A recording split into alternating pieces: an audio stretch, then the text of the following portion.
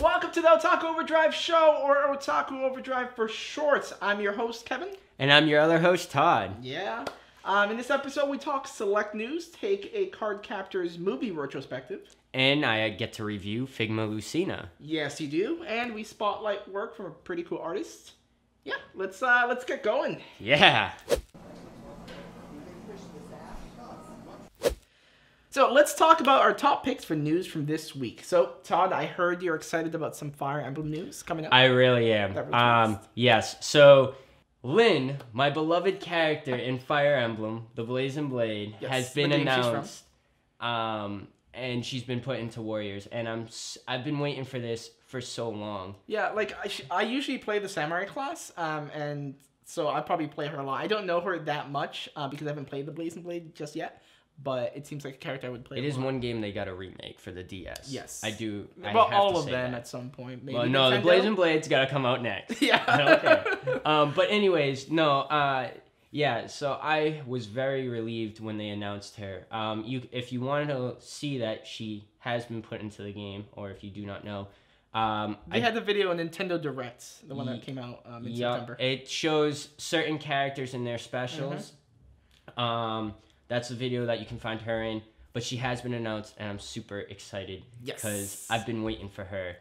Next, so relating to my two passions, film and anime, the first ever LA Film Festival is going to happen September 15th. This is exciting because it's a major recognized film festival for anime only in LA, and so what that can potentially do is expose anime to like more U.S. audiences and get like movies that and anime from Japan that usually wouldn't get released here and over to like movie execs and studios in Hollywood, so they're more likely to want to do stuff with that. Yeah. So that's just the exciting part. Mm-hmm. Okay. Again, jumping back to Nintendo. Nintendo has us by the ear sometimes. Nintendo's my system. Anyways. Nintendo has announced the new 2DS XL. Yes. Pikachu version. It's its face. Yes. And a Pokeball version. Yes. So like the cool thing is Nintendo announced during the Nintendo Direct that November 3rd is when we're actually gonna get the Pokeball version. Okay. Although the Pikachu version they haven't said anything about, and it's presumed that it's just gonna be Japan exclusive. That's which stinks. awesome. Well, no, it stinks that the Pikachu. Well, it's awesome we're getting one, though. That's nice. It stinks that we can't get the Pikachu version, but honestly, if you want my true opinion, like, I just buy it just because. Yeah. No, I would just have it and I just put it on my shelf for, like, a collector like a collector piece. Cause, I mean, Pikachu face, that's adorable. I'm sorry. It very much is. But, yeah, so that's all we have for news this week. But before we transition to our next segment, I want to ask you guys, the audience, is there any news you would like us to focus on specifically in the future? So just, comment down below and let us know. But yeah, so on to the next segment. Yeah. Yes.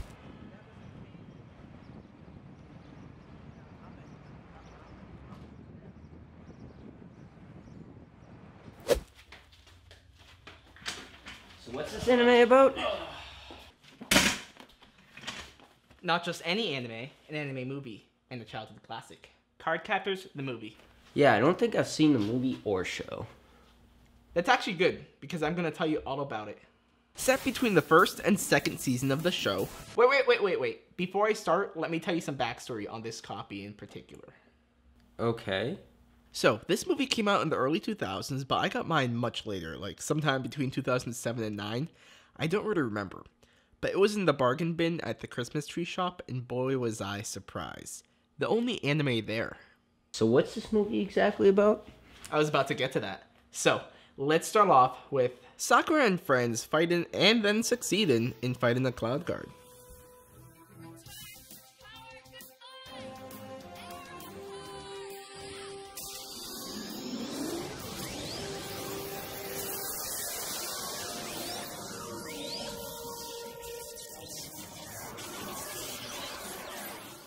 That night, in bed, Sakura has a vivid dream where she's pulled underwater.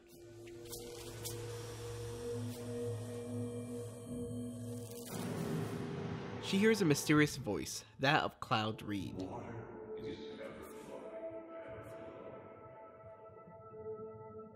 Then she wakes up. We learn spring break is about to begin. After that last day of school before the break, Sakura and her best friend Madison go into a gift shop where Sakura conveniently wins a raffle for a trip to Hong Kong. And by conveniently wins, she subconsciously cheats. Well, okay, this magic spirit thing technically does it, but as far as we know, she's so cheated. I've done it. It only matters if you get caught. Her brother Tori and friend Jillian / guy crush for Sakura agrees to take her to Hong Kong. So this next part's not important to the whole plot, but this is where we learn that Tori likes to prank Sakura.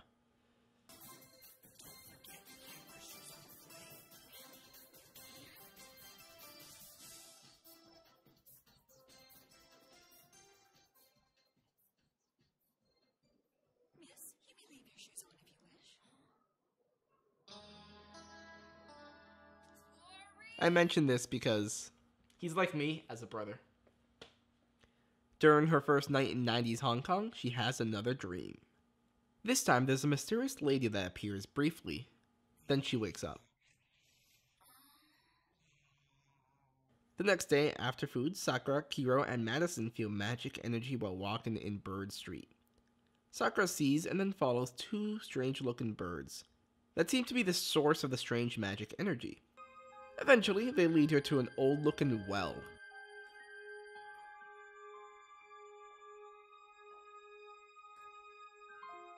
There, she gets put under a trance.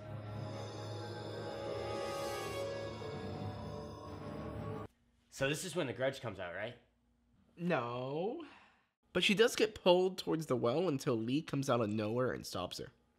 Sakura and Lee meet back up with her brother and friends. Apparently, Mei is also with Lee in Hong Kong because I guess his mom is in town, but that seems pretty convenient. Sure, it makes sense if you know the series as a whole, but still. Anyways. Music scenery montage.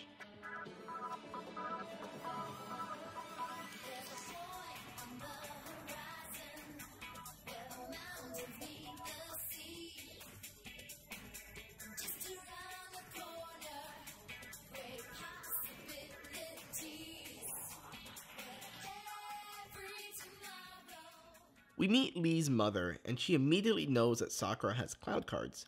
For those who don't remember, Lee and his family are descendants of Cloud Reed, creator of the cloud cards. So Lee's mother tells Sakura that great power attracts great danger. You know, like Spider-Man wisdom. That night, Sakura has another dream, but this time, that mysterious lady grabs her, waking Sakura up and leaving a red mark on her arm. So, Lee's mother performs a ritual, and Sakura finds out what the audience already knows. She was called to Hong Kong by the lady in her dream. The next day, while shopping, the birds return, and this time Sakura follows them to an old antique shop. You never go in the antique house alone.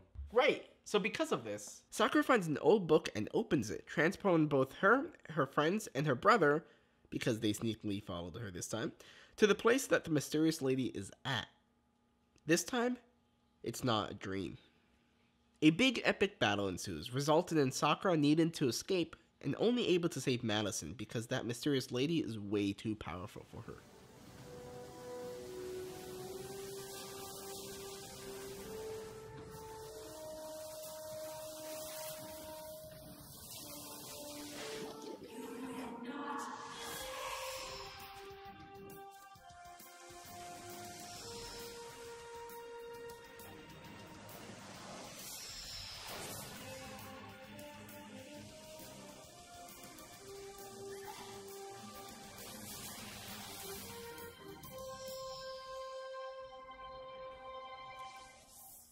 After they escape, Kira recognizes the lady, and he explains that she's Su Young, a powerful sorceress who learned magic from Cloud Reed back in the day. But when she wanted to use it for evil, he imprisoned her. So with this information Kira gave her and Lee's mom's help, Sakura forms a plan to defeat Su Young. But before she goes, Madison pulls out a battle costume she had ready for Sakura to use. I really like that about Sakura. She doesn't have a costume that just appears out of nowhere when she transforms. It's practical and has to be made. The final battle happens, ending up in the real world where they actually do damage to nearby skyscrapers, and as a child, I would have loved to see this in the anime. So, with the card that she got at the very start of the movie, Sakura is able to defeat Su Young. At the end, everyone gets freed and her brother and his friend very conveniently forgets what happened. Like, they do in cartoons to kind of write off anything. The end. Huh. So, what do you think?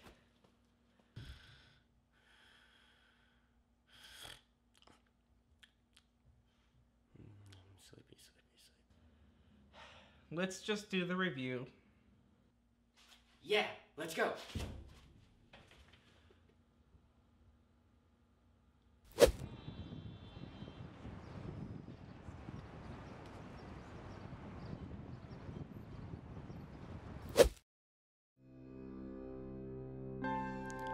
First appearing as a mysterious swordsman who hides his face behind a mask.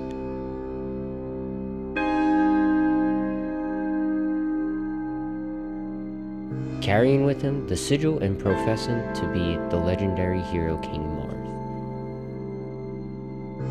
Although Marth would prove to be an alias, for our mysterious hero would reveal themselves as Lucina.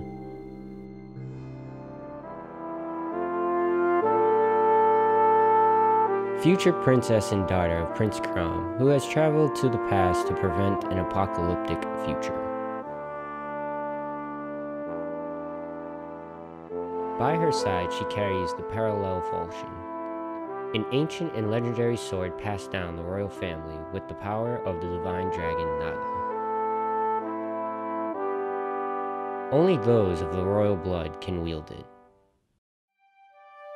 Since she's known for her agility and speed, as well as her signature stance taught by her father, every pose can look like a scene from the game. While in her Marth alias, she wears a butterfly mask, meant to hide her true identity. The mask can be placed on either head, whether with long hair or Marth-styled short hair. Lucina comes with two faces, one focused and another that shows a lighter side of her, a relaxed smile. She also comes with a total of 9 hands. The Elysian Princess, future witness, beloved daughter, and Fire Emblem's own hero of time.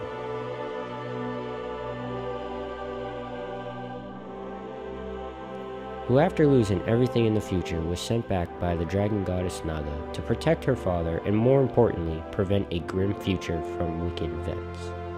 Because, as the engravement on her blade says, when all else is lost, the future still remains.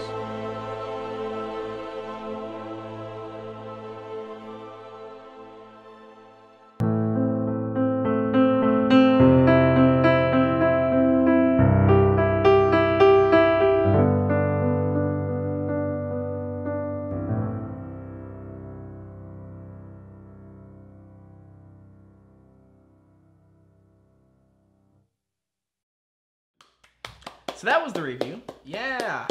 So Todd, I figure we like discuss it at the end of the review, just for fun, for a little bit. So Lucina, why did you choose her? So the reason why I chose Lucina for the next review, I really like Lucina as a character, in her universe, and I thought it was pretty cool with like the things she comes with. Yeah. And then like some of the things that we're gonna talk about actually in a few moments that I've learned about her. Yeah, well, I mean, like a lot of the backstory about when you told me about it and that you wanted to do Lucina next, you're like, well, I immediately thought like the backstory would work really well in incorporating it into the kind of reviews we do for these. No, yeah. Quoting some lines and really infusing it. So I thought her backstory worked perfectly for how we do things. Something new that I didn't know about. That's like, which we actually will be talking about. What, do you want to just say it now? Yeah. The whole sword situation. The whole sword situation. I did not know anything about until Kevin had brought that up to me, and I was like, I didn't even know that. Yeah. So on the royal sword, which is like a legendary sword, awesome sword. It's like inscripted words, and we actually have the art book, which is great. Hold up. The Fire Emblem art book. I mean, this was known before, but like they have it like vividly stated, and you can look at like images. The fact that there's in the language that they made up is inscripted something, and you can translate it, and you can translate it correctly. It was something like when all else is lost, the future still remains, and that's relevant to the story, which is really, really cool. Yeah, and I mean, as anyone that knows Fire Emblem, or if people don't know Fire Emblem, her blade, like we said, is only for royalty. Actually, I just realized she's on the cover as well, so that works. She is on the cover, and Falchion is right there. Yeah, so, and on the figure. It's I didn't know that about Falchion. So yeah, we'll move on to our very last segment. This was fun, and I enjoyed this review. Lucina. Do we want to give a preview of the next Figma? We have like a backlog. We know what we're gonna do. Why not? Yeah, I'll let you introduce her. Yeah, so our next Figma, stick around, is Princess Zelda. Yes, and that should be exciting. I just recently picked her up this week, guys. Yes, and I love the character, and so it should be fun to do the review as we do. She looks gorgeous. Yes. So on to the next segment.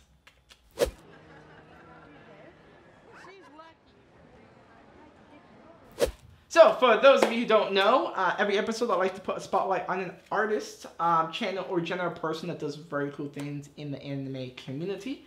So, music producer, digital artist, designer are just some of the cool things this person does. Best known for their wide variations of anime, electro, fun, collaborative, and other mixes of music.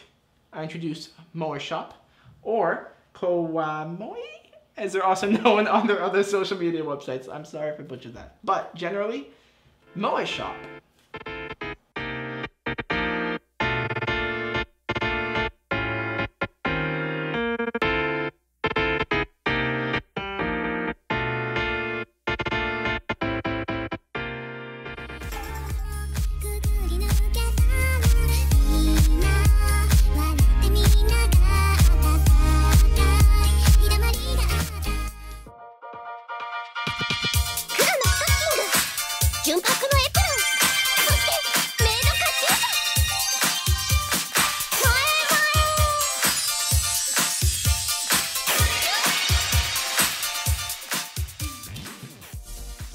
Yeah, so you can find Moe Shop on SoundCloud, YouTube, Twitch, and Twitter, where they tweet their creative process, which I always find cool and inspirational. They're very active on Twitter, and of course their music is mainly on SoundCloud.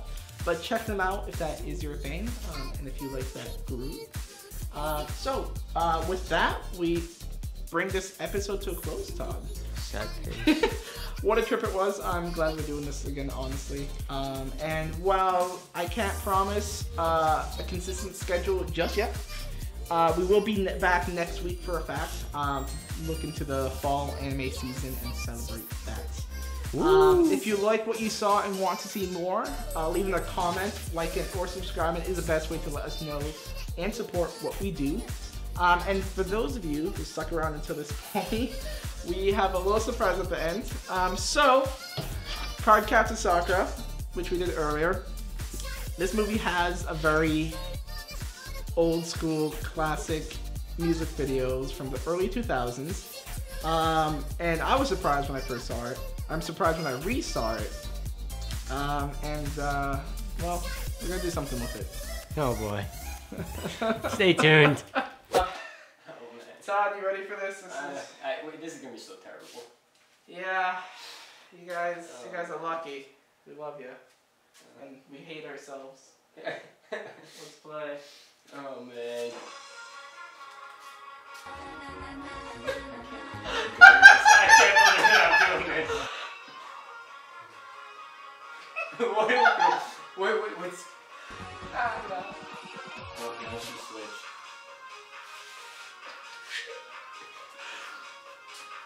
What are they doing? What is backup dancers doing? Oh, she's doing the same thing again.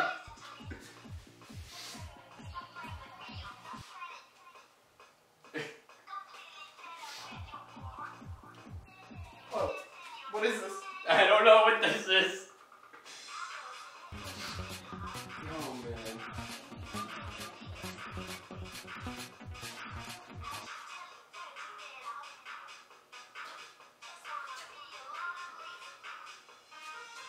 No.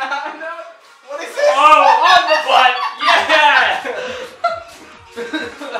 Oh, let me hear it. I can't do this. I can't do this. What is this? Oh, I'm gonna stab you with a sword. Oh man. Nada. Oh god. Oh, now we're jumping around.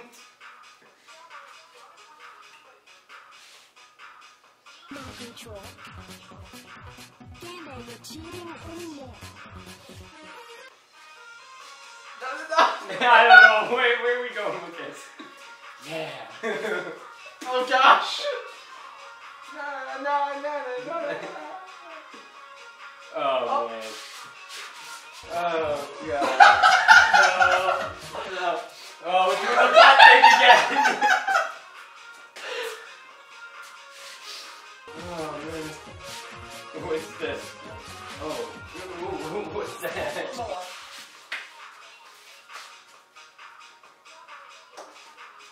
I don't know what they're doing. I don't know either.